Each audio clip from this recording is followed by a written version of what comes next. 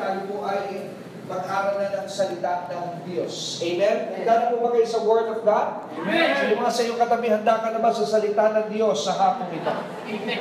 Amen. Praise the Lord. Amen.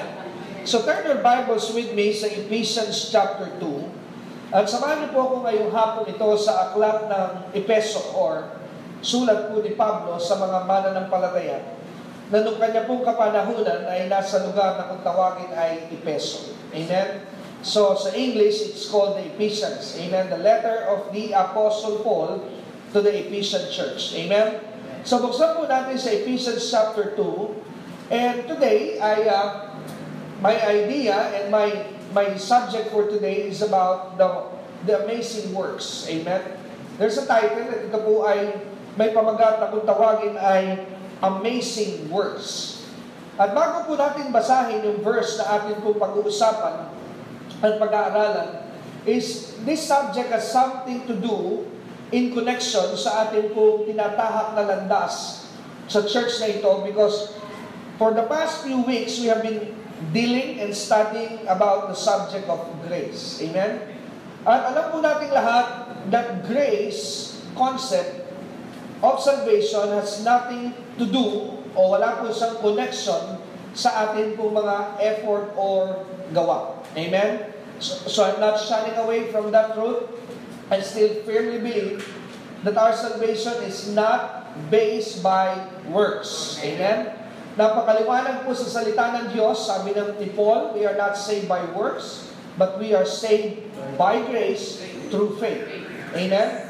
So if there is a work na atin po ginawa sa kaligtasan nito, ang trabaho lamang po na ating ginawa is when we acted in faith. That's the only work. Amen? So ang atin lamang pong ginawa sa kaligtasan na meron tayo ngayon, na ating pong tinatamasa ngayon, ay yung ating pong paglalagak ng ating pananalig sa kapangyarihan at tatapos na gawa ng Panginoong Jesucristo. Amen. So other than that, is period na po ang kasunod dahil we don't have any contribution in whatsoever why we are saved. Amen? We are not saved and continually being saved by the Lord because we are doing perfect works. Amen? So hindi po yun ang konsepto ng grasya na kaya tayo naligtas at natutuloy at nagtutuloy-tuloy sa kaligtasan ay dahil sa mga maaayos nating gawa. Amen? But kailangan po din natin maintindihan that though we are not saved by works, there is still works that is left for us. Amen? Kaya yun po yung ating pag-uusapan at ating pong pag-aaralan dahil napakahirap po that we are just staying on one side and we are not looking at the other side at yun po ang tawag po doon ay imbalance. Amen? Naniniwala po ba kayo na ang Word of God ay can be illustrated na kagaya po ng pagkain? If our body needs nourishment, kailangan din po ng ating spirito ang tinatawag ng nourishment. Ang katawan lupa, ang kailangan po nito para ito'y magtuloy-tuloy, to keep this body fit, kailangan po natin kumain ng tama. Tama po ba yun? Pero, alam niyo rin po ba na nagsisimula ang maraming panghihina ng katawan lupa if we are not eating right foods? Tama po ba yun? Pagka hindi po tama ang ating kain, at lagi lang, let's say for example, ayaw mo pong kumain ng gulay, ng karne, ng kanin, all you like is eating hamburgers, junk foods, soft drinks. Araw-araw, yun lamang po yung iyong routine. And noodles na mga Lucky Me, kanina umaga, I did some touch on that, amen. And Payless, amen. For those of you that are not here, baka magtaka, tumatawa sila, Pastor. Ano nakakatawa sa Lucky Me at Payless? I just made a statement kanina na pag ikaw po ay laging naka-Payless, well, okay, kaya nga Payless instant noodle kasi mura mo nabili. Pero in the long run, you will pay more. Dahil yung sakit na dala nung kakakain mo ng Payless, ay malaki ang gastos niya sa ospital, sa inaharap. Amen? At yung kakakain din ng Lucky Me, kaya tinawag yung Lucky Me, biro mo, murang-mura. Sa murang halaga, nakakain ka ng pansit canton. Then parang ang dating, I am so lucky. Dahil sa murang halaga, nakakain ako ng pansit canton. Pero sa hinaharap, masasabi mo, malas me. Bakit po? Dahil ang dami mong sakit. Alright? Amen? So, kaya ngayon po ay sa pagkain, kung meron po tinatawag na unnutritious food, but in the Word of God, there's also an unnutritious word. Amen? At nakukuha po ng isang mananampalataya ang bagay na yon if he do not keep a balance of the reality and the accuracy of the doctrine of the Word of God. Amen? Kaya napakahalaga po na tayo po ay balanse. Again, let me state the fact that we are not saved by works. But I still believe that though we are not now saved by works, there still works. Amen? Pero bago po natin yan tanggapin, I don't want you to receive it just as it is. Gusto ko po na ibigay sa inyo ang salita ng Diyos. Amen? Sapagkat ako po'y naniniwala na pwedeng maniwala kayo na okay, dahil sinabi mo, naniniwala ko no. I don't want you to be in a position that you believe something just because a pastor said it. Amen? Lagi ko pong nais na mabuhay tayo na if there's something, kailangan po ay merong salita ng Diyos. Amen? If you're saying something, then prove it and give me the Word of God. Amen? So, maging po natin ugali yun. Amen? Sabi nga ni Brother Copeland one time, sabi ni Kenneth Copeland, there's nothing wrong in hearing and sitting other preachers and teachers of the Word of God, but be sure, ang sabi niya, you chew the meat and spit out the bones. Hindi rin po masama na makinig sa mga mangangaral na iba. Pero siguraduhin mo lamang that your attitudes are right.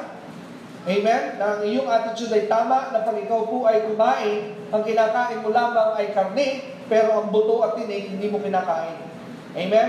So, ibig sabihin po ng tinig, ibig sabihin, if that's not the right doctrine, then forget it. Amen?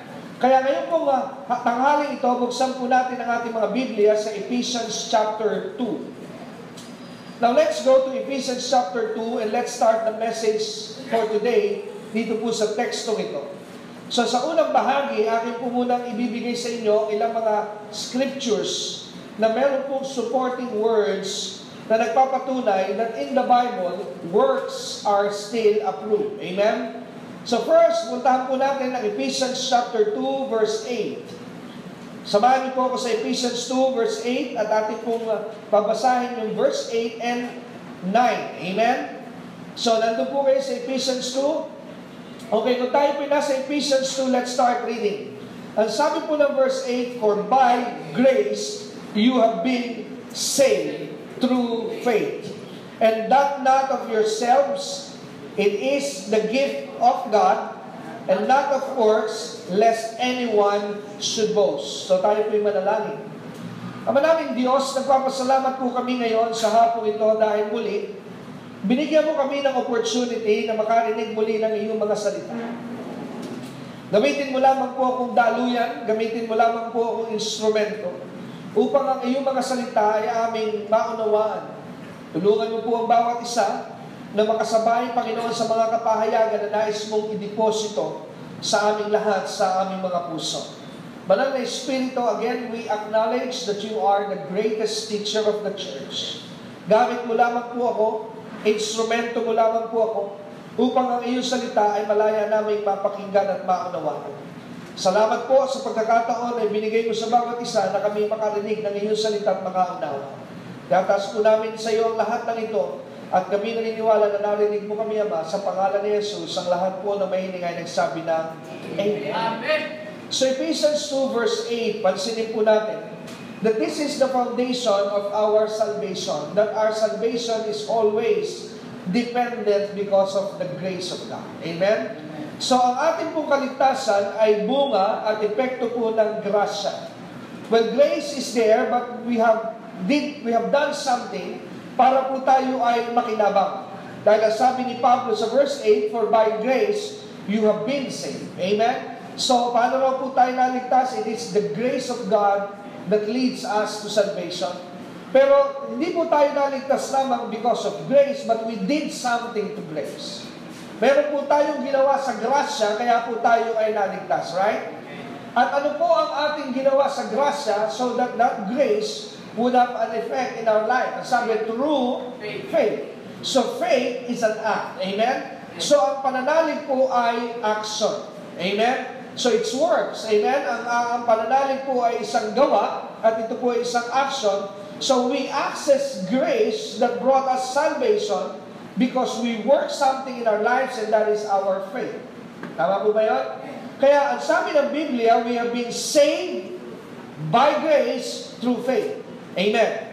At kaya sabi ni Paul, and this is not of yourself. So meaning to say, sabi ni Pablo, there is nothing that you have done.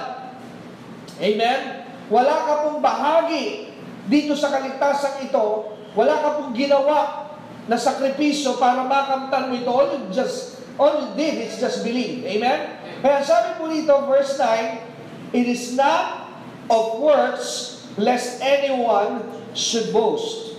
So dahil ito po is not based on works, wala po tayong maipagmamalaki. Amen? Kaya sa harapan po ng Diyos, there's nothing to be proud of. Now, we are saved because we deserve it. Amen? So, hindi po tayo pwede magmalaki sa harapan ng Diyos na kaya tayo ngayon ay ligtas dahil dapat lang, dahil meron kaming ginawa. No? Amen? Sabi po ng Biblia, you are saved because you just believe. Amen? So, wala ka pong ginawa, kaya wala kang maipagmamalaki sa harapan po ng Panginoon. But if we continue in verse 10, pansinin niyo po yung verse 10. Because if we just stop in verse 9, that's good. Tama po ba? Napakaganda po ng verse 9. If we stop there, it's okay. Amen? Okay na, walang works. Amen? Now, if we just continue reading verse 10, let's continue there. Ang sabi ng verse 10, for we are His workmanship. Sino po yung we na tinutukoy ni Paul? They that have been saved by grace. Amen? So, sa inyo po bang paniwala, kasama ka ngayon doon sa we? Amen? So, paano mo natiyak? Isa lang po ang paraan para matiyak mo that you are part of the we. Are you saved by grace? Amen? Naniniwala ka ba na kaya ikaw ay may benefit of eternal life today and one day you will go to heaven and see Jesus face to face? It's because you have believed in the grace of God. Amen? Nakuha po natin yun. So now, sabi dito, for we are His workmanship, created in Christ Jesus. So, ano raw po ang ginawa sa atin? We are created in Christ Jesus. Amen? Bakit po ginamit ni Paul yung salitang created in Christ Jesus? Do you know that this has a link when Jesus said in John 3 that unless a man be born again? Hello? So meaning to say, you are recreated. You were before a sinner, but the moment that you receive Jesus, you are again created. Bilikha ka ulit. Kaya sabi ni Paul sa 2 Corinthians 5:17, sabi niya, if any man be in Christ, he is a new creation. All things are passed away. Behold, all things are new. Amen? So, kaya tayo po ay nilikha ulit. Amen? Kaya nga po, nawain po natin that born again is not a religion. Ulitin ko po and I'll make it very clear that born again is not our religion. Kaya sana po ay makabawas na kayo sa mga taong tatanga-tanga. Amen? Parang awa nila, napakadami na po nila. Pag tinanong ano relihiyon nyo, born again kami. I don't think so. Born again is not a religion. It's an experience that one that is a candidate for heaven must experience. Dahil, kaya pagkasabi nila, ewan ko dyan sa mga yan, hindi naman ako born again. Oh, you say you're not born again, well, good luck, you're on your way to hell. Hello? Amen? Kaya pag may nagsabi po na hindi ako born again, sila lang. Okay, that's it. Sinabi mo na ang iyong destinasyon. Sana ang iyong destinasyon. You're on your way to hell. Amen? Dahil you cannot go to the kingdom of God unless you are new. Amen? So kung ikaw pa rin is the same old you, then you do not belong to the kingdom of God. Amen? Kaya born again is not a religion. Sa iyo katabi, hindi relihiyon yan, ha? Tandaan mo na yan, sana makabawas ka na. Amen? Mabawasan na sila. Amen? So born again is not a religion, it's an experience. Amen? Kailan po naranasan ng isang tao ang pagiging born again? The day that he believed. Amen? The day that he repented. Ano po ba rin yung word na repent? That's another big word. Akala po kasi ng marami, the word repent is, Panginoon, patawarin mo po ko. God is not asking you to confess your sins to be saved. Amen? So kung po bigyan ng diin ito, na hindi po ang ni-require ng Diyos sa iyo at sa akin para maligtas is to confess our sins and ask for forgiveness. The Bible is clear that God is wanting from us repentance. Repentance, for your information, is different from confession and asking forgiveness. Because repentance is your changing your mind. Amen? Ang salita mong repentance, ang ibig po sabihin ay pagbabago ng isip. Before, you don't want God to be a part of your life. But now, you said, Lord, take control, and you are repenting. Yung po repentance. Minsan, ginagagamit natin yung salita, repent! Amen. Tapos minsan hindi ka pa nagre-repent. Pag tinanong mo, ano ba iniintay mo para makakumbinsi ka nag-repent siya? Hindi pa kasi paso nagsasabi, that's not repentance. Repentance is changing mind. Amen? Amen? Kaya yung iniintay natin na umiiyak, lumuluhan, nagsasabi, matawarin ko. That's not repentance. That's asking for forgiveness. Kayo po may naniniwala na marami pong mga tao na humihingi ng tawad sa Diyos, but they're not changing their mind towards God? Humihingi sila ng kapatawaran sa Diyos, but they still don't believe that Jesus' death is enough for their salvation. Hello? Amen? Kaya ang iniintay po ng Diyos sa bawat tao is repentance. Amen? So now let's go. Sabi sa verse 10, for we are His workmanship created in Christ Jesus. So if you would look in verse 10, there is also a position. Mahalaga rin po ito because ulitin ko po sa inyo mga kapatid, Bible and words. Amen? Paulit-ulit nyo narinig po sa akin yan. Bakit ko po paulit-ulit na sinasabi sa inyo yan? Sapagkat if you are going to study your Bible, every words are so important. Amen. Amen? Ang sabi po ng verse 10, created in Christ Jesus. So ngayon na kayo po ay na-born again, your position now is in Christ Jesus. Amen? Nasaan ka na ngayon ang tinanggap mo si Kristo? In Christ. So you are not outside of Christ. Amen? Alam niyo ang dahilan kung bakit you are now holy in the sight of God? You are righteous in the sight of God. You might not see it now dahil parang magagalitin ka pa rin, nakakapagsinungaling ka pa rin, nakakagawa ka pa rin paminsan-minsan ng mga bagay na hindi dapat. But do you know that in the sight of God you are righteous? Ano po ang sagot? Bakit ikaw ay naging matuwid sa harapan ng Diyos? Because you are in Christ. Meaning to say, if you are inside this room, then people outside cannot see us, right? Dahil tayo po ay inside. Kaya when the people outside look towards this place, hindi ikaw ang nakikita, kundi ang nakikita ngayon ay ang building. And you are in Christ, so that's the reason that God cannot see you now as a sinner, because every time God looks at you, He sees Jesus because you are in Christ. Hello? Amen? Kaya kung paniwala mo'y makasalanan ka pa rin, then you might be outside of Christ. Hello? Kaya tanungin mo yung katabi, nasaan ka ba? Ikaw ba'y banal? Ikaw ba'y matuwid? Amen?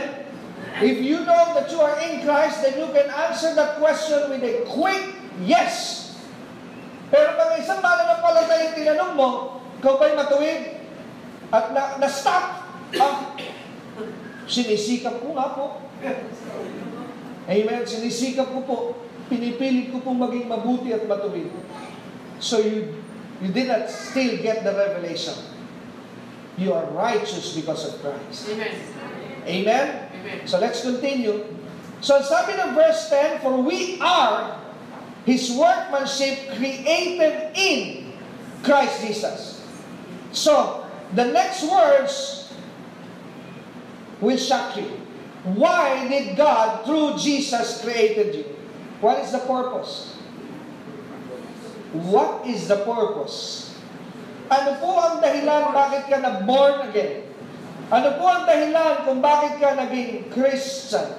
Ano po ang dahilan kung bakit ka naging anak ng Diyos? What is the reason? Let's read it all together. For good works. Amen? So meaning to say, though we are saved by grace and not for works, but the mere fact that God saved you is God is expecting you to do good works. Hello? So hindi ibig sabihin na ikaw ay Kristiyano na, then you have every license to be crazy and be lazy. Hello? Amen? Amen? Amen. Amen. Hindi po dahilan na ikaw po ay maging luko-luko pa at magpatuloy at higit sa lahat ay maging tamad. The grace of God was not meant for us to be lazy. In fact, if you understand the grace of God, it demands you more of the good works. But this time it's so different, not for salvation, but for the world to see the difference of a child of God and a child of the devil. Amen. Hello? Amen? So, the more na ikaw po ay into sa grasya ng Diyos, lalo kang inaasahan na may good works. Pero this time, your mental assessment of good works was so different now.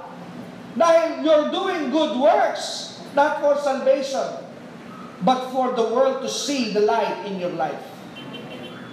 Kaya ang problema ng iba, akala po nila ay, now that we are in grace, then my attitude doesn't matter. Na ngayon namin nasa grasya na okay lang na ang aking ugali ay palpak. But let me tell you this, hindi ka nakakatuwa.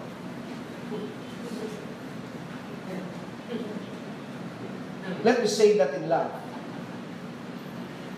Kahit ikaw ay kapatid ko kay Kristo, pero kung palpak ang iyong ugali, hindi ka nakakatuwa.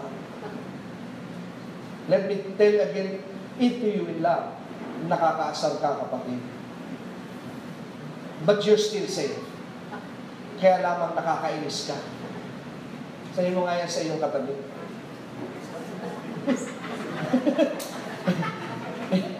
But you're safe. But you're safe. Amen? Amen! Walang pakanya po natin sandali ang Lord. Amen? So we are created for what? For good works, which God prepared beforehand that we should walk in them. Amen? So, still works is part of our life. Amen? So, this time, sa verse na ito, from verse 10, these are believers. But let's go to Ecclesiastes chapter 12. Samahan niyo po sa Ecclesiastes. We'll be going to different books of the Bible today. Go to Ecclesiastes 12, verse 14. Tingnan po natin sandali kung is God for good works? Is God for works? Amen? So, ang Diyos po ba ay panig sa work or not? Let's go to verse 14. Old Testament. So, nandun po kayo sa verse 14, Ecclesiastes 12. Okay, let's read. Ang sabi po, for God will bring every work into judgment, including every secret thing, whether good or evil. Ano po sabi ng Biblia? Tagalogin natin. Sapagkat ang Diyos ay kanyang ilalantad ang lahat ng mga gawa sa kahatulan. O ilalagay niya ang lahat ng mga gawa sa kahatulan. In other words, God will judge every work that we did. Amen? At not only works, because there are two kinds of works. There are works that are publicly seen, and there are works that are secretly done. Amen? So one of the good example of the works that are secretly done, I'll just use the Bible, is what David had done sa kanya pong asawa na si Bathsheba, nung kanya pong kunin si Bathsheba sa paraan na siya lamang ang nakakaalam. Did you know the story? One day, si David was walking at the top of his palace. Nawasal siya. Alam niyo po, isang bagay na natutunan ko doon sa buhay na yun ni David. Mahirap po ang tao na idle. Hello? Ano ibig sabihin ng idle? Yung stagnant ka na. Papetik-petiks lang ang buhay. You must always be active. Dahil the more idleness you've done, the more you are prone to temptation. Kasi pag wala kang magawa, marami ka naiisip na kumisay kalokohan. Pero if you are busy, sometimes it's less tempting. Amen? Tingnan mo po. Pag kaya pala sa trabaho, ikaw ba ay natutokso makapanood pa ng mga telenovela? I don't think so. Amen? Because your life is being productive. Sino ang laging napababag sa mga walang kwenta-kwentong bagay? Yung mga walang trabaho. If you are a busybody, Sino po laging na sasabit sa chismisan sa kanto? Oh, natatawa sila. You know what I'm saying. Amen? Sino po ang nai-involve lagi sa chismis? Yung mga walang ginagawa. Kaya sabihin mo sa iyong katabi, maghanap ka ng gagawin. Mahirap yan, walang ginagawa. Hello? Amen? Tama po ba? Amen? Kasi mapapagtanto mo umisa, kung siguro ako'y abala, hindi ako napaaway eh. Ba't ka naman napaaway? Eh, napachismis kami, napagkwento namin, galit na galit tuloy yung kapitbahay. Kasali ka. Amen? Tama po ba yan? Kaya mahirap ang tambay. Hello? Nakakuha po natin yun? Amen? So let's not be idle. Sabihin mo nga sa iyong katabi, huwag tayong idle. Huwag tayong, can I say this in love? Huwag tayong patanga-tanga lang. Amen? Nakuha po natin yun. Amen? Now, David was one day idle na. Everything is quiet and peaceful sa kanya pong kaharian. Everything is okay. He set up his kingdom. Wala masyado ng stress. Hindi na siya abala sa pakikipaglaban, pakikipagdigma. Lalakad si David sa ibabaw ng kanyang trono, ng kanyang palasyo. Eh lagi niyang gawi yun na magpahangin. Sa taas no, nakakita na naliligo tuloy. Amen? Nakakita ng banyo, at nataon naman may naliligo na gustuhan. And I don't think it's just one time na pinanood yun ni David. Amen? I am always convinced na madalas niyang binalikan doon si Bathsheba. Because sin will always start with lust. And lust is not developed overnight. It must be over and over. Hello? Amen? Nakuha po natin. Tingnan niyo po, lust. Lust is not only part of sexual sin, maging sa mga material things, we are lusting. Paano ka nagkakaroon ng lust sa mga bagay? If you see it over and over again. Amen? Sa mga babae, if you go to the mall over and over again, you keep looking at the shoes every time you come, then you're lusting. Kaya umiinit ang iyong mga kamay na mabili yun eh. Oh my God! Glory to God! Hura basika bababa! Amen? Why? The lust is so strong. Hello? Amen? Kaya pag ayaw mo pong ma-stop sa lust, once you see it, then shut it down. Lord, I don't want to see it anymore. Pag hindi mo na po yun binalik-balikan, then you will notice it will automatically, naturally die, the desire. Pero pag yung desire mo araw-araw mong binalikan, araw-araw mong hinima sa tinignan, talaga po ikaw ay mapapapray, my God, I need this thing. na para kang addict na nanginginig pa, pinakababing ito. Right?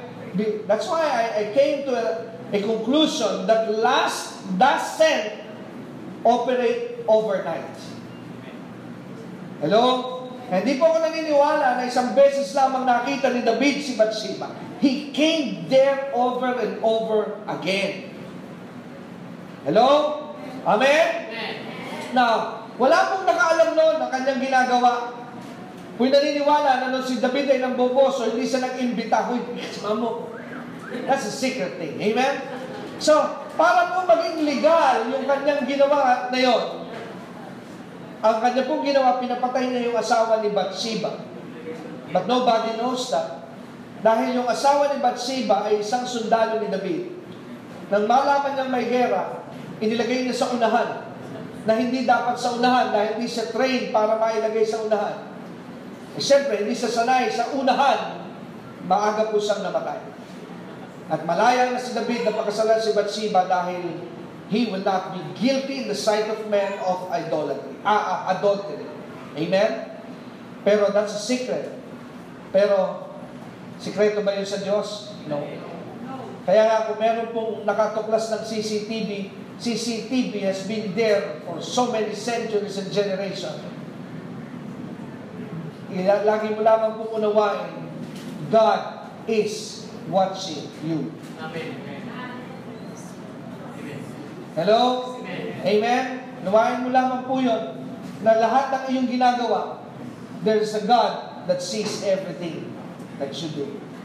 Hello? Amen. Kaya sabi po rito, then God will bring into judgment every secret thing. So watch the words, whether it is good or evil. So if you read the context of Ecclesiastes 14, that judgment will not only happen or be applied to evil works, but even good works will be subject for judgment. Amen? Now go to Revelation chapter 20. Prepare ko lamang po kayo. Revelation 20, I'm just in introduction here. Verse 13. Revelation 20, verse 13.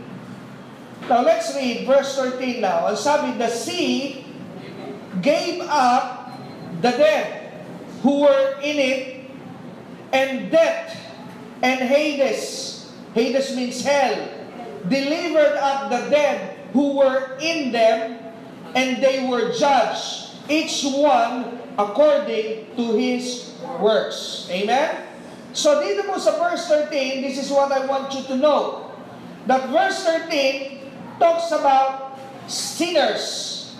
Amen? Mga makasalanan po ito, mga hindi po ito mananampalataya, but their works will also be judged. So this is also in connection with what Solomon wrote in Ecclesiastes kanina na binasa natin sa 12:14, that whether good or evil will go through the process of judgment. Tama po ba? Pero inuna ko po muna pakita sa inyo that evil will be judged. Tama po ba yun? Okay, let's add more. 1 Peter chapter 1 verse 17. Nakasusunod po ba kayo? Amen. 1 Peter chapter 1 verse 17. Okay, so in Revelation 20 talks about sinners. Amen?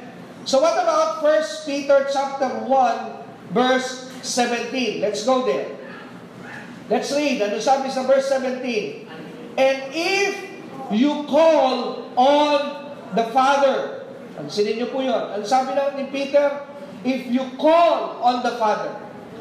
Ang tanong ko po sa inyo, is Peter talking about sinners or believers here? Why? Bakit po? Because he said, if you call to the Father. Dahil hindi ka pwedeng tumawag sa Ama ng Ama if you are not the Son. Tama mo ba? So sa verse 17, Peter is talking about believers here because he said, if you call on the Father, who, verse 17, without partiality, judges according to each one's works. Tama? So, paano raw po ang Ama? Siya raw po ay humahatol saan? Na wala raw pong kinikilingan. Amen? Walang kinikilingan, walang pinapanigan. Amen? Pag pumatol po ang Diyos, He judged righteously and justly. Amen? So ano po ang kanyang hinahatulan? Each one's work. So what is our Father? Our Father is a Father who judges everyone's work. So He's talking about us. Amen? So meaning to say, even though we are Christians, in the sight of the Father, our works will still be judged. And what works will be judged by the Father? Sundan niyo po ito, I'm bringing you works. Amen? So watch this. Kaya sabi ni Pedro, therefore conduct yourselves. Meaning to say, live right. Amen? What's your actions? What's your conduct? Tingnan ninyo ang inyong ugali. Hanggang kailan natin titingnan ang ating ugali? Through the time of your stay here in fear. So what is he talking about? He's talking about while we are here on earth.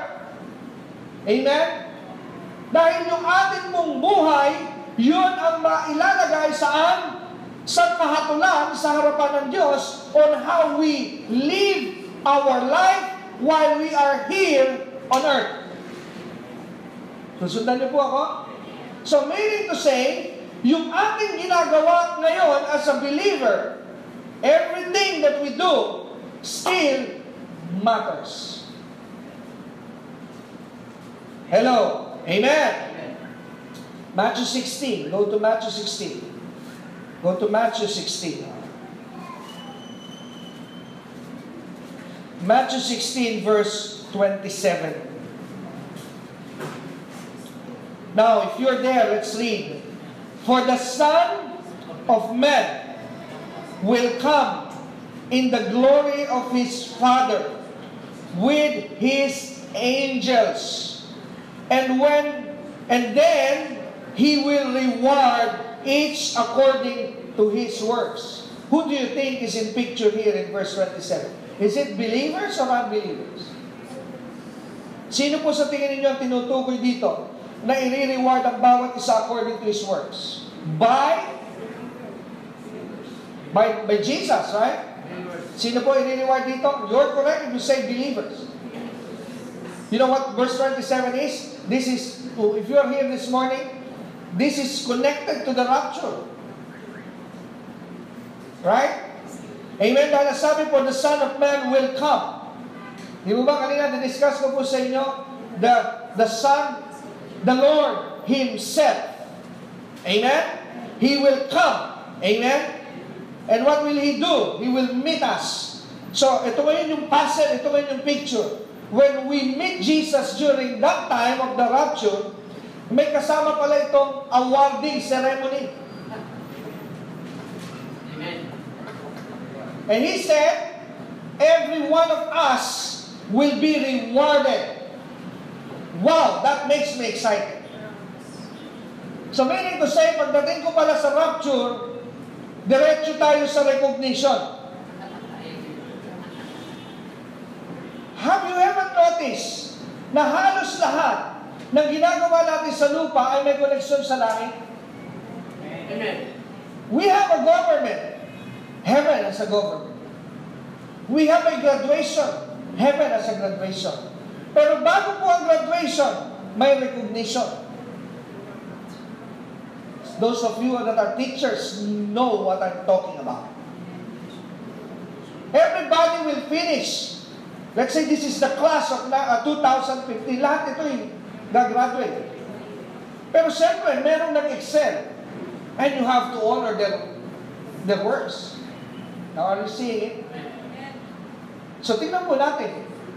Lahat tayo pupunta sa langit. Pero may mga kapatid tayong Kristiyanong tatamad-tamad.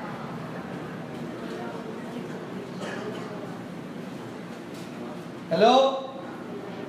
Amen? Ang lagay ba, pare-parehas tayo ng lagay sa langit? Merong nagtatrabaho rito para dumami ang anak ng Diyos, pero merong Kristiyano, pag ganun-ganun lang, ang buong buhay na, my God, you are being fooled. So works matters, friends. Hello? Are you following me now? Amen? Now go to Revelations 22. Are you following me now? Nakakasunod po ba kayo? So we are in grace. We're not saved by works, right? But we are saved by grace. But works still matters. Amen? Okay, now. Revelations 22, let me just go quickly here. And behold, sabi po, I am coming quickly. Babalik na rin po ang Panginoon. So kanina, I shared to you, it's so different, may pagkakaiba alin yung the coming of the Lord and the second advent of the Lord. Amen? So here in verse na ito, sa verse 12, what is this? Is this the second advent or the rapture? At sabi kasi ng verse 12, and behold, I am coming quickly, and my reward is with me to give to everyone according to his work. This is rapture. Amen. Hello? Amen? Pag dumating ang Panginoon, hindi lamang po sa makikita natin kanina, because kaya sabi ko sa kanino kanina, if you still have time, you can continue, pero yung iba po hindi na nakasunod ng panghapon. Pero sabi ko sa inyo kanina, that when you go to the rapture, aside from the highlight that we will see Jesus, Jesus will not just show up to us and say, hello. No. Pag nakita natin ang Panginoon, ano kasunod na mangyayari? I'm so excited because I have my reward with me. And I'm ready to distribute this to everybody that is deserving. And I'm aiming for that. Amen? I'm aiming for that. Kayo po ba nag-aim doon sa bagay na yan? Amen. Kaya meron pa rin pong works na ginagawa ang buhay ng isang believer. So I will just drop some statement into your life na sana po huwag ninyong mawala. You can write it down. Amen? Your belief determines where you will spend eternity. Ulitin ko po your belief. Your belief will determine where will you spend eternity. Yung iyong pananampalataya ang siyang magiging basihan kung saan ka mag-uubos ng iyong buhay na walang hanggan. Ibig mo lamang sabihin ang kaligtasan ay nakabase sa iyong pananampalataya. Saved by grace through faith. So, your belief, amen, yung po ang magiging garantiya kung saan ka papunta sa iyong buhay na walang hanggan. But listen to this, your behavior will determine how you will spend eternity. Amen? Amen? So ulitin ko po your belief will determine where you will spend eternity. But your behavior will determine how. Amen? Kung papaano kayo mabubuhay saan sa kabila. If you know your Bible, Jesus keeps on telling us na sabi ni Jesus, I'll go back. Number 1, sabi niya, I'll prepare a mansion. So if there is a mansion, there is a city. Alam niyo po ba kung ano meron sa langit? It will be like a community, like a nation. Amen. Somebody will be a mayor there. Somebody will be a leader there. Huwag niyo ba isipin na pagdating natin sa langit ay tayo po kuya-kuya-kuy na lamang doon na para tayo mga patabaing baboy na wala tayong ginagawa. Hello? Amen? Kaya kung ano magiging bahagi ng buhay mo doon sa kabila, amen, your chances of what you will be in eternity will be determined in what you have done here in this life. Susundan niyo po ako. Kung ano magiging papel mo sa langit at magiging buhay mo sa presensya ng Diyos, ang pagbabasihan mo doon ay kung ano yung iyong pinagagawa habang narito ka sa buhay na ito. That's why Jesus said, your works were not wasted. Maaaring dito sa panahon ngayon, you are just faithful in setting up the chairs for the church. But I don't know, but when you get to heaven, baka mamaya yung taga-ayos ng upuan will be our mayor. I don't know. Amen? Kaya kung mapapaliwalain ang iyong ginagawa para sa Lord, what you are doing for the Lord, it matters. Right now you might not see it, but in eternity you will reap it. Amen. Hello? Kaya the wrong concept of grace is not teaching that as a Christian, you have to work not for salvation, but for your life after this. Amen. You're already saved. Pero pag hindi mo itinuro na nang gagawin, you are creating a generation of slaves. Ay, itong mga Kristiyano ito, na mga tamad, pagdating doon, tambay, utusan. Hello? Pero pag sabi naman ng iba, okay na rin yung pastor, basta mahalaga, nasa langit, kahit tagalinis na lang ng mansyon mo. I don't like that. I know na I have a mansion, pero dahil tamad ka rito sa lupa, but you are saved, then I'll call you, hey, taka rito, palilinis ko rito sa'yo. Payag ka ba no? Ang masakit no, yung pupuntahan mo doon, ito yung taga-ayos ng church, ngayon may mansion, ako taga-walis lang ng mansion niya. What in the world happened here?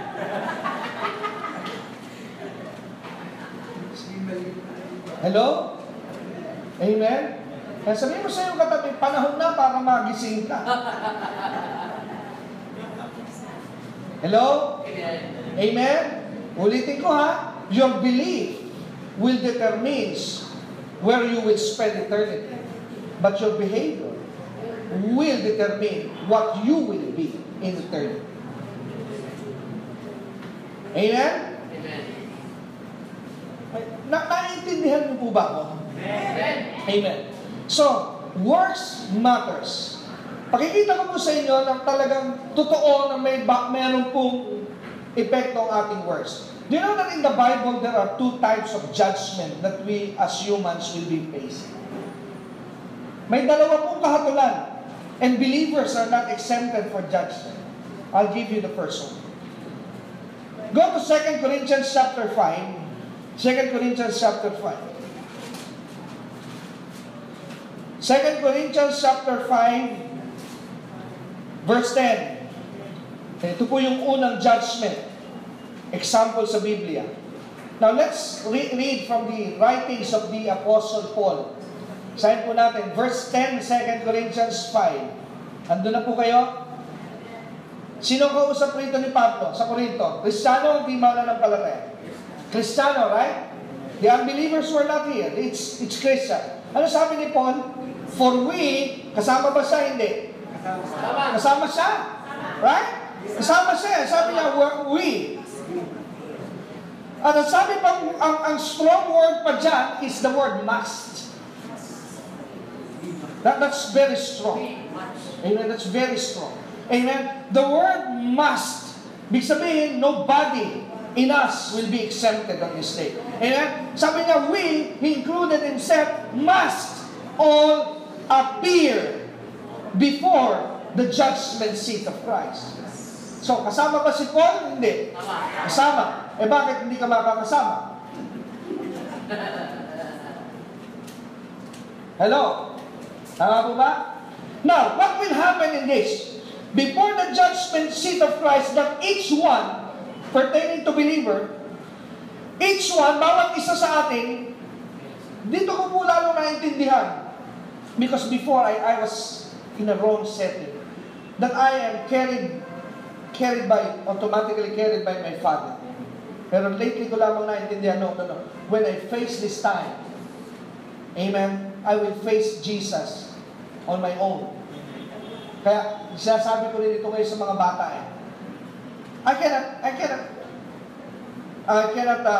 hindi ko pwedeng kayong, what's the word? Hindi ko kayo pwedeng sagutin. Sa harapan ng Diyos, sagot mo, sarili mo. Sabi mo nga sa iyong katabi, oy, kanya-kanya tayo rito, ha? Hello? Amen. Wala po, sisirain ko na po ang inyong mga plano. Walang lagayan sa langit. Alam mo, hindi ko pwede maglagay doon na, ayun, Pedro, bahala ka na, ha? Kung bahala sa loob. No. Amen? Now watch this. Amen? We must all appear before the judgment seat of Christ. Why? The next question is why? Bakit po tayo haharap? Kailangan lahat humarap sa judgment seat of Christ. The reason is that each one, bawat isa, may receive. Amen? Bawat isa. Bakit tayo haharap doon? Dahil para ang bawat isa ay makatanggap ng mga bagay na ginawa niya. Saan konektado yung kanyang ginawa? Nung siya'y buhay pa, dito saan? Sa ibabaw ng lupa.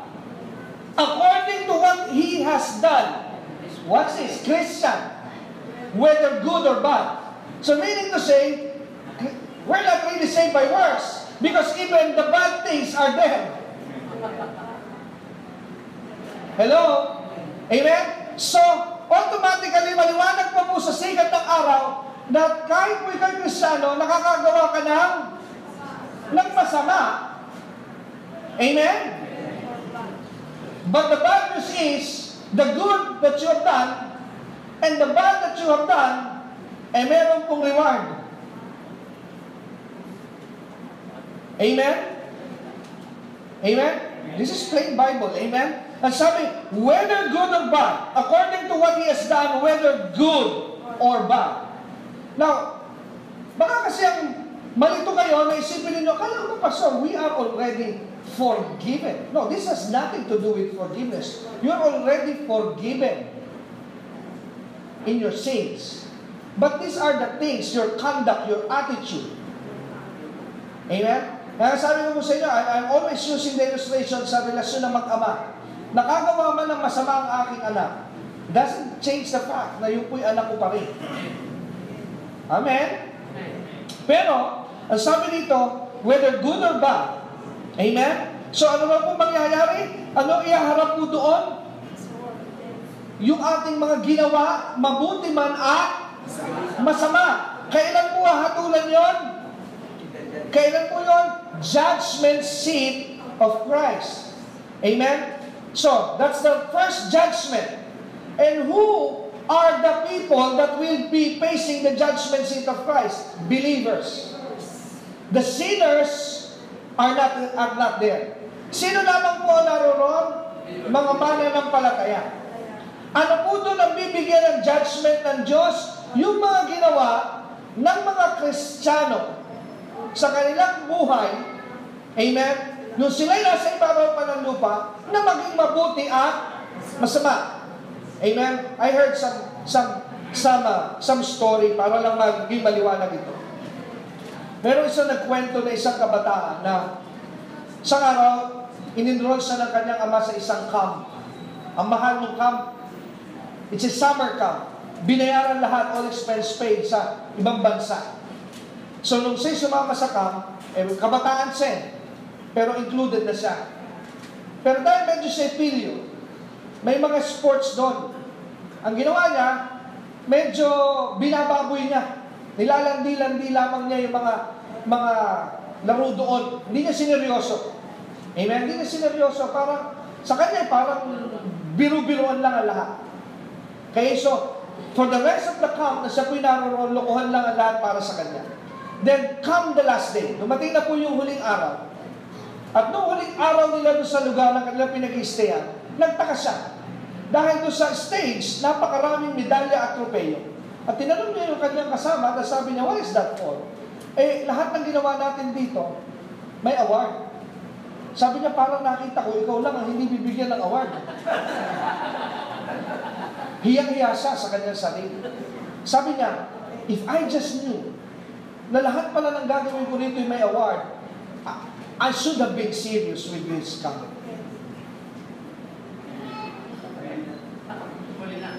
Pero huli na. Pero ito na lang yung pampalubog niya na loob. But at least my father paid the way para makasali ako rito. Pero uuwi siyang walang medalya. And how many Christians today will be like that in heaven? They were there, but nothing happened to them.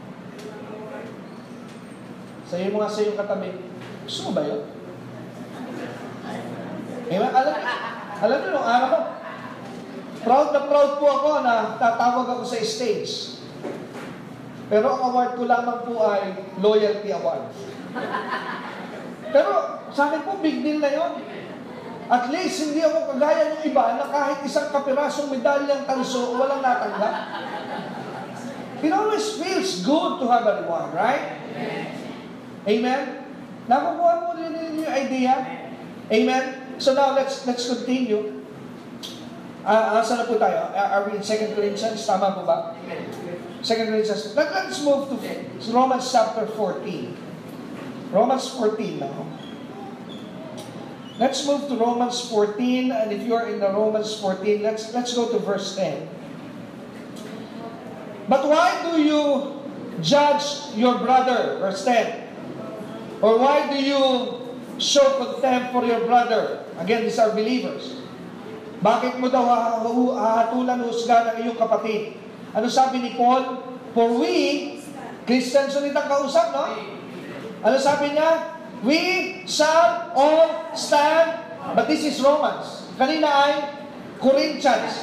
Ano ang paalala niya sa Roma? We will all stand before the judgment seat of Christ. Wow! So saan po talaga haharap ang mga mananampalataya? Sa judgment seat of Christ. What for? For rewards. Now, 1 Corinthians 10. Samahan niyo po ako sa 1 Corinthians 10. 1 Corinthians chapter 10. Nandun na po kayo sa chapter 10. Go to verse 10. 1 Corinthians 10:10.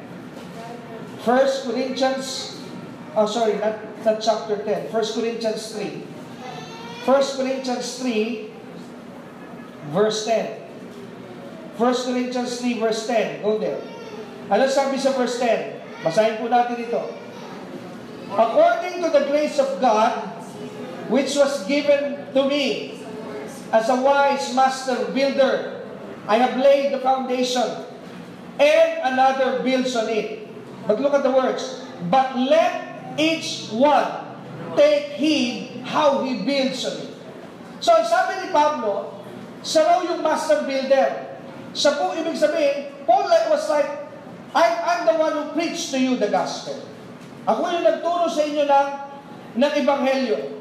At sabi niya, ako yung naglay ng foundation, tapos maaaring merong ibang nangalaga pa sa inyong mga pastor na hinubog kayo, tinuruan pa kayo ng added information about the Word of God. Pero ano sabi ni Pablo, but let each one, that's the key word there, let each one take heed how he builds on it. So ibig sabihin, ikaw po na may katawan, meron kang obligasyon kung paano mo ipamumuhay ang mga tinanggap mong aral mula sa simbahan iyong kinabibilangan. Hello? Amen? So, grace message after all is not a free ticket to live like a fool and act like a son of the devil. Hello? Amen? Meron po itong tinatawag na responsibility.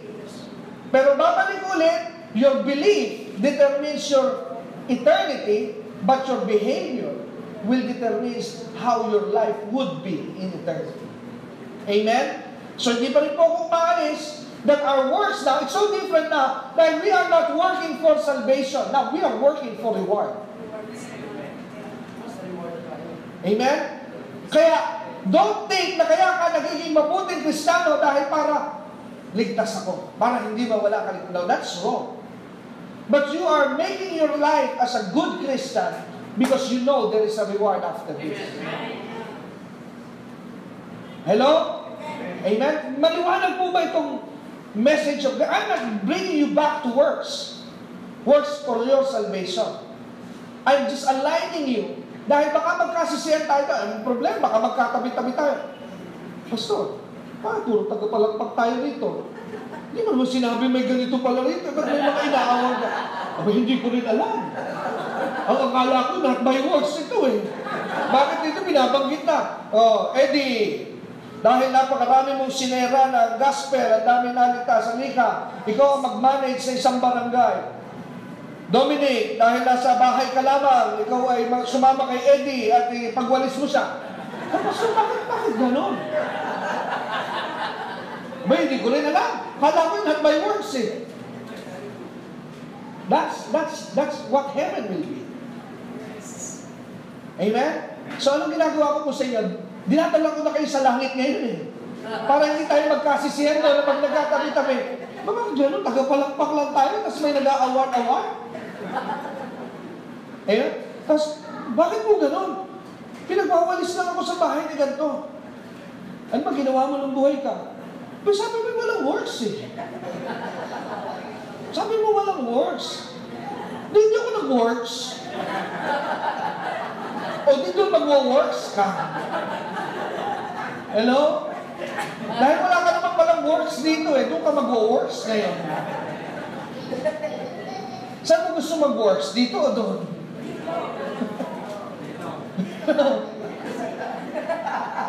Sa'yo nga sa'yo katabi, naliliwalagan na ako.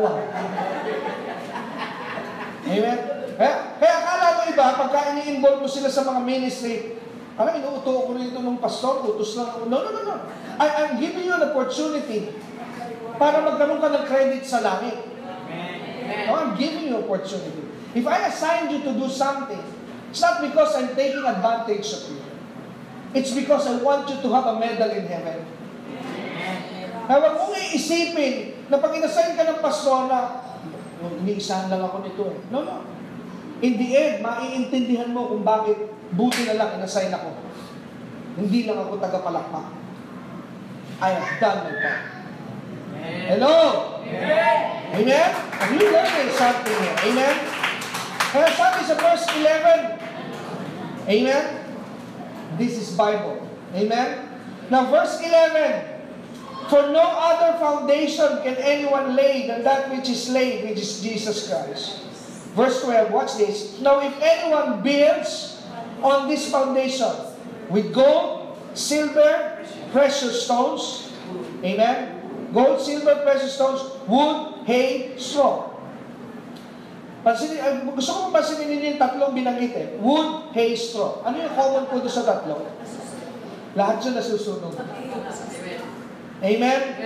Verse 13, each one's work will become clear, for the day will declare it, because it will be revealed by fire.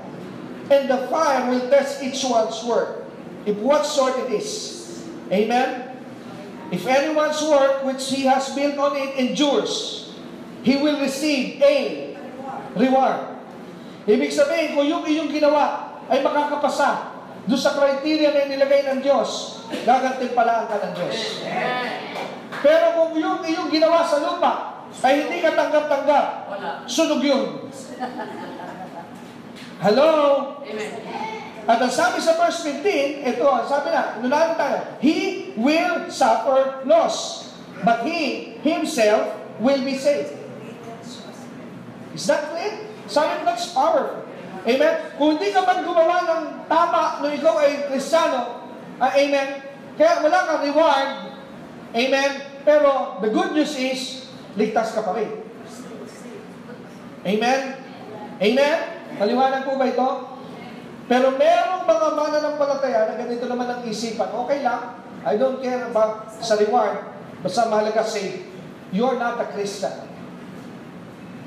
Pag ganun po kayong pananaw, na okay lamang, wag lamang akong gumawa sa Panginoon, basta mahalaga ligtas, hindi ka Christian. Because how can you do nothing for the Lord if you really understood what He does for you?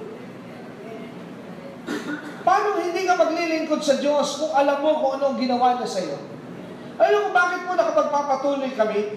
It's not because we are benefiting from what we are doing.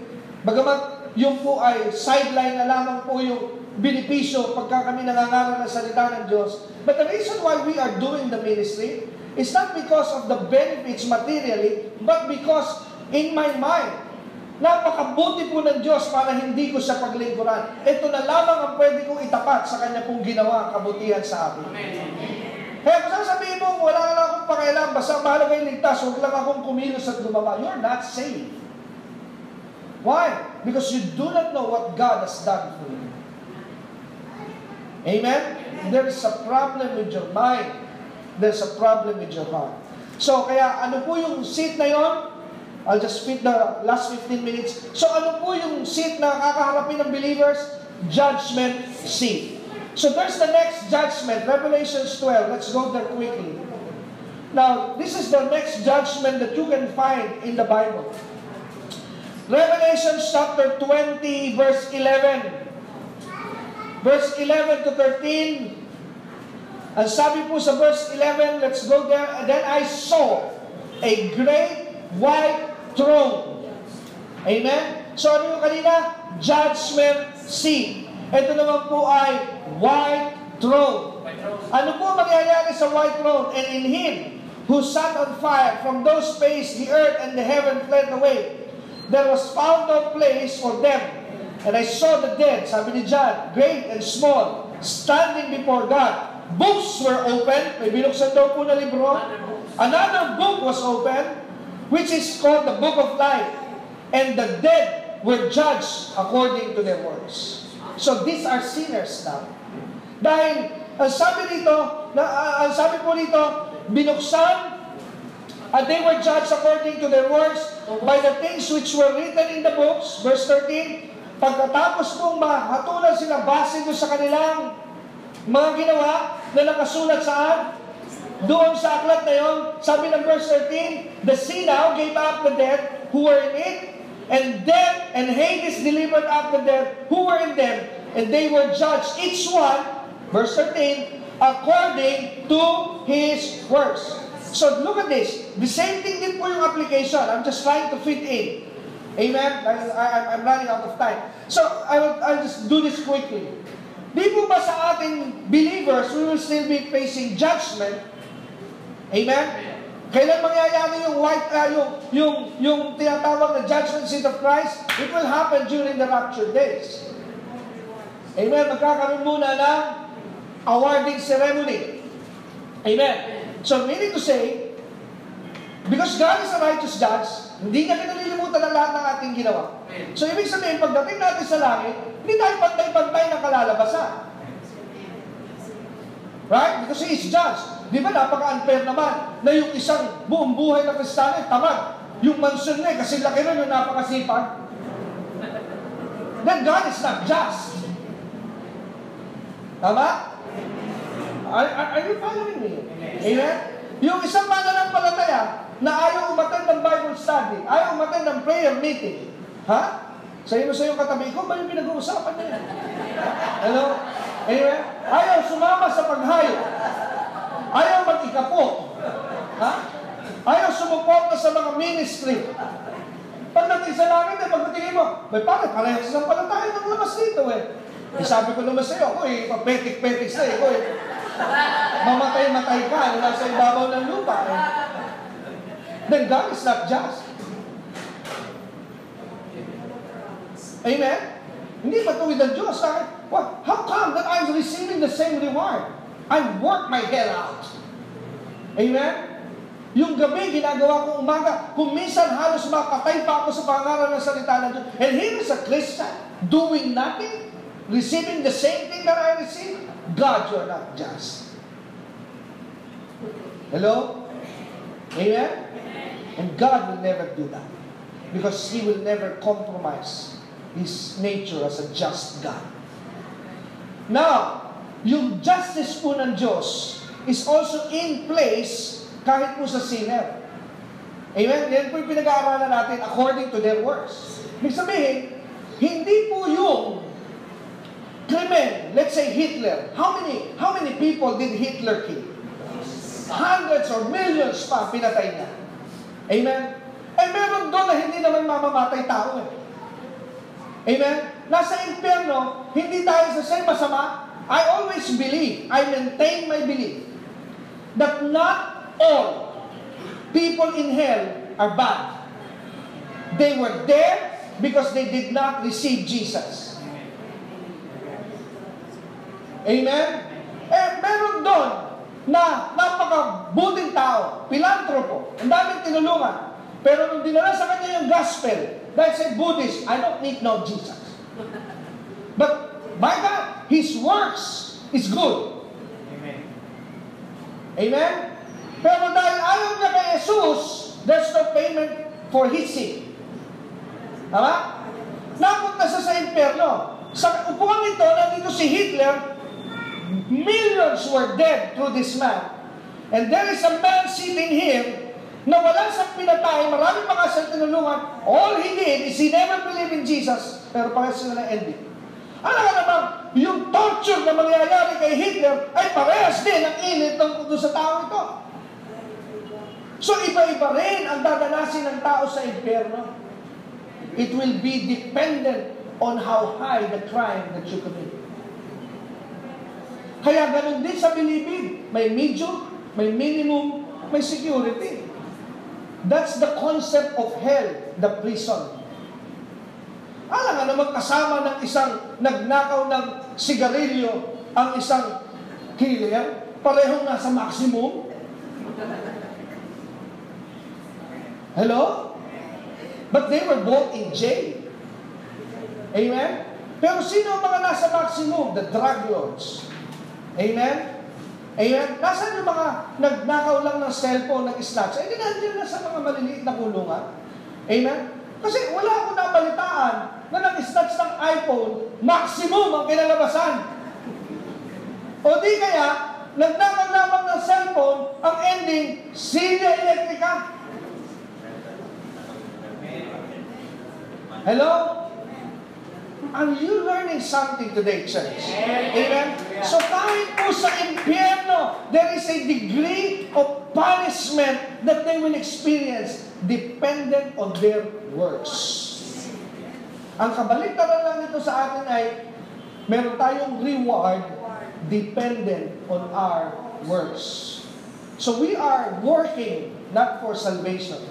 We are working for rewards. Hello? Amen? Kaya lahat ng iyong ginagawa sa Diyos, hindi nasasayang. You might just be assigned in cleaning the church. But if you faithfully do that, your reward will be great in heaven. Amen? Amen? Nakukuha po ba natin ito? Kaya hindi po ito, kaya nga pagka ikaw ay nabigyan ng opportunity na mag-ministry, you grab that opportunity. Why? Hindi po ito pinagsasamantalahan ka ng ministeryo. No. Ito'y pinagbigyan ka ng pagkakataon para makagawa ka, para rin sa iyong benepisyo. At maintindihan mo ito sa takdang panahon. Amen. Amen. Kaya nga po, ang sabi, to whom much is given, much is required. The principle is the same. Kung marami ka pong ginawa, then you will reap what you sow. Amen. Ang sabi ko sa inyo, kung ganun din lamang po ang prinsipyo ng langit, why do we need to be working in the ministry? Hello? Bakit pa natin pagpupusigihan na maging bahagi ng mga gawain ng Panginoon if everything will be of no effect? May epekto po ang lahat ng bagay. Amen? Kaya nga po, the true concept is, there is still work. But, tandaan niyo lang po ito, as my closing statement today, we are not working for salvation. Ulitin ko po ayoko po makukulit ito. We are not working to be accepted and to be saved. Hindi ako nagtuturo, huwag maisip nito mga kapatid na ito na sila tumutugtog sa ministry o ushers or Bible study leaders that you are working for that para ang Diyos ay matuwa sa iyo. No. The moment you receive Jesus, your Father is always happy for you. Kahit mo sa bahay Kami, may dalawa kaming anak. Siyempre, pag masipag po ang bata, nabibigyan mo ng incentive yung tawag. Amen? Di ba napaka-adjust ng tatay na yung nanay, yung isang anak pinagtrabaho ni Nalila, Tapos pagbibila ng mga magagandang gamit, yung tamad ang laging binibila ng maganda at ukay-ukay yung masipag. That's not right. That's not right. Hello? Amen? Siyempre, nakalalamang pa rin po yung masipag. Hello? Oh, Pastor, dapat equal. Don't tell me that. That's not true. Hello? Amen? Amen? Sana po yung naging maliwanag ito sa inyo. Kaya hindi dapat natin maisip, kaya ako nag-involve sa music ministry para matuwa sa akin. No. The Lord is already happy for me. Pero bakit po sinisipagan, pinauunlad pa, pinagkatiwala sa ilang Diyos? Dahil now your goal is dalawa. Dahil in heaven, ayokong tagapalakpak na. In heaven, hindi ka ba nananawa? Amen? Hindi ka ba nananawa na dito sa lupa audience ka na lang Sa langit, ganun pa rin? Ano yan? Eternity na? Amen? Amen? Kaya sabihin mo sa iyong katabi, mag-isip-isip ka na kapatid, konti na lang ang buhay mo. Panahon na para maglingkod ka sa Diyos. Malapit ka ng kunin ng lupa Ayaw mo ba maglingkod?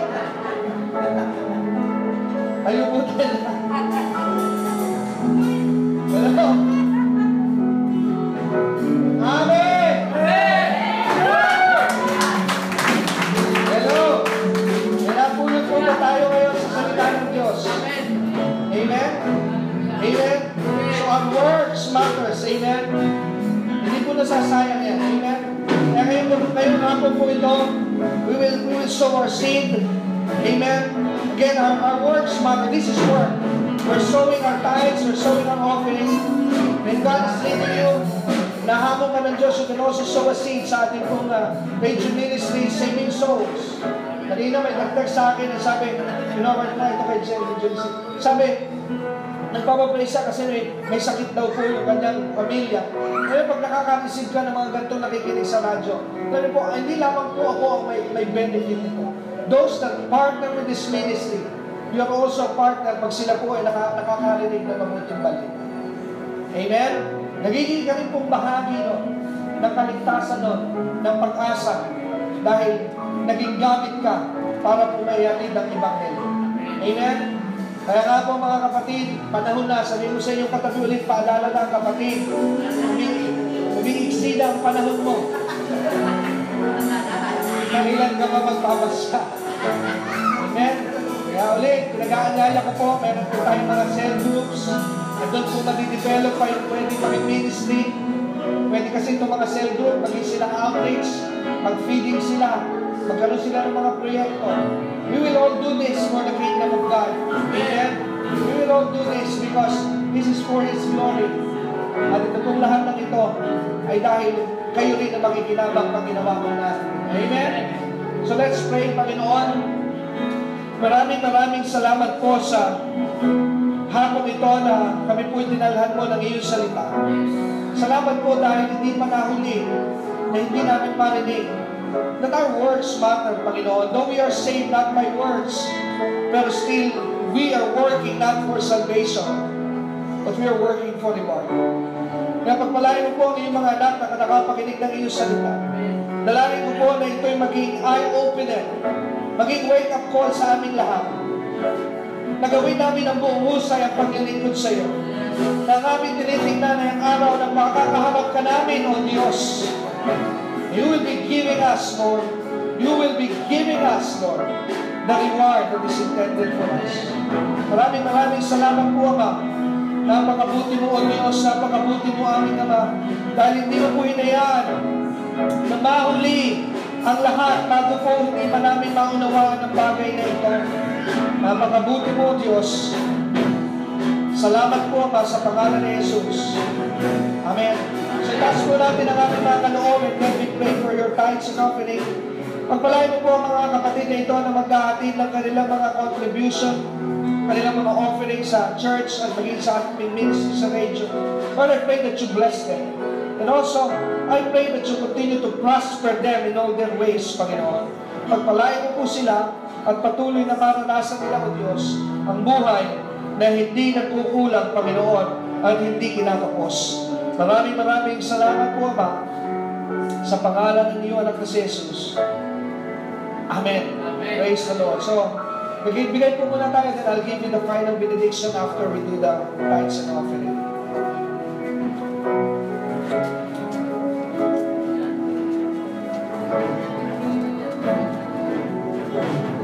Meron lang po akong remain standing po, manatili po tayo nakatayo na I'll just give you the final benediction.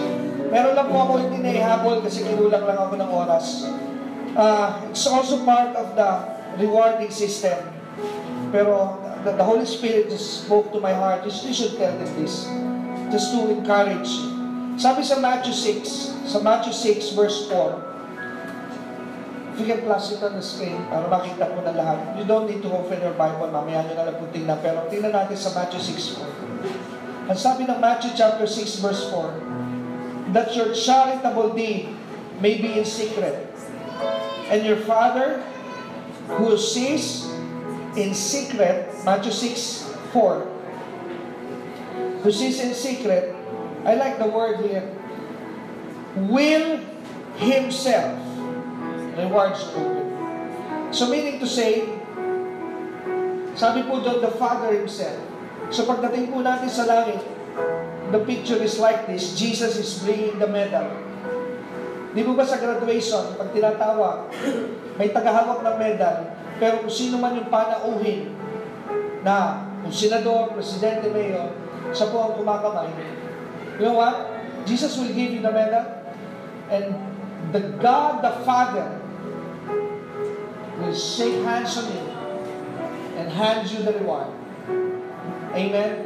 Na doon ko po napagtanto, sabi the Father Himself. That makes me excited.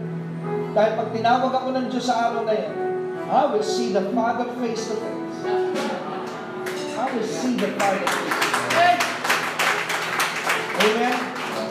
He will be too close sa sasabihin ng Ama, good job, son. My God, thank you, Father. The Father Himself. Walang proxy, walang representative, sa mismo ang dadalo doon sa araw na yun para iabot sa iyo ang medalyang dala-dala ni Jesus. Well done, good, faithful son. Are you excited of heaven? Amen. Amen. Are you excited of heaven? Amen. Kaya wala pong bagay na nasasayang. Amen. So I'll give you the final benediction. Amen. So if you don't have a group, kung wala ka pa po involvement ng grupo, wala na yung isa. Tatlo po yun nandito. Isang naka-blue, isang naka-gray. Kulang ba ng dalawa? Ito ka wala. Si Kuya Eddie. Ang wala lang po si Kuya Carlos. Sino ba kasunod ni Kuya Carlos? Saka sino ba? Then, sinong lalaki kasama niya? Wala. Okay, ate? Sino? Cedric, wala din. So, si Ate Marley na lang. Kung kay Kuya Carlos kayo gusto mag-join for a group, para po, itong group, ginagawa po natin for taking care of each and everyone and for future mga ministries and projects. Amen. So, nandiyan po yung 4, 1, 2, 3. Amen. So, let's bow our heads. Ibibigay ko na po ang final benediction. May the Lord Himself bless you. May the Lord Himself keep you. And may the Lord Himself keep His face shine upon you. Give you peace. Give you joy. Give you hope. Saan ka man makarating sa linggo ito, pagpalain ka ng Diyos sa ngalan ng Ama, ng Anak at ng Banal na Espiritu. Well, God bless you po. See you again next week. See you again sa mga gawain. Pagpalain po kayo ng Diyos at i-enjoy niyo po ang relasyon natin sa Panginoon. God bless you everyone. God bless you.